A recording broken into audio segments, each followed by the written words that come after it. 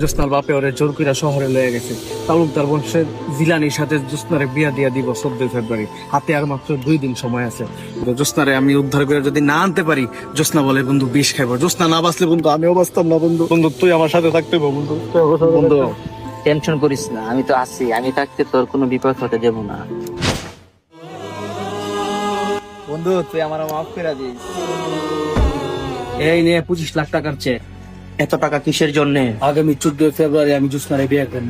ওর বন্ধু সাকিব রে যে কোনো মূল্যে আমার ভাইয়ের ইটের বাড়াই রেখে আসবি। এই সাকিব আমার বন্ধু, ওর কোনো ক্ষতি হতে আমি দেব না।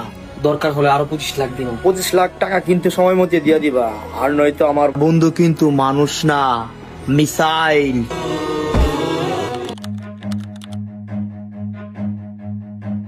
ভাই আমারে যাইতে দেন ভাই, আমি সময় মতো পৌঁছাইতে না পারলে আমার জ্যোৎস্নারে অন্য কেউ নিয়ে যাবো ভাই।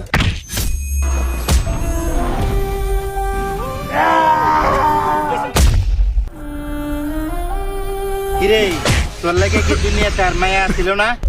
এক জ্যোৎস্নার লাগে তুই আজকে মরণের কারণ। আমার জ্যোৎস্নার যদি কিছু হয় তোদের রক্ত দিয়ে আমি বলি জ্যোৎস্না জ্যোৎস্না জ্যোৎস্না, তোর জ্যোৎস্নার লগে আজ জিলানি বাসর করবো।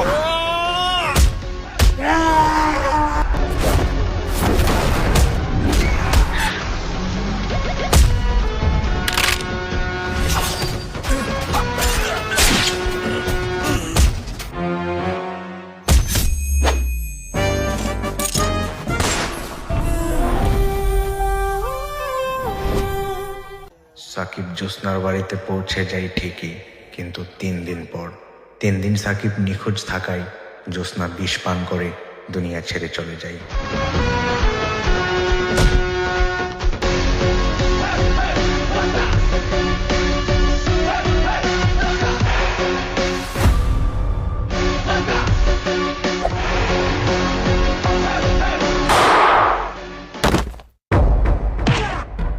আমার জ্যোৎস্নার দিকে হাত বাড়াইছিস, সেই হাত আমি ভাইঙ্গা দিমু।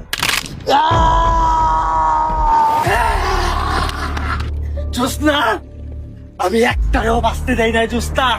সাকিব কাহিনী এখনো শেষ হয় নাই।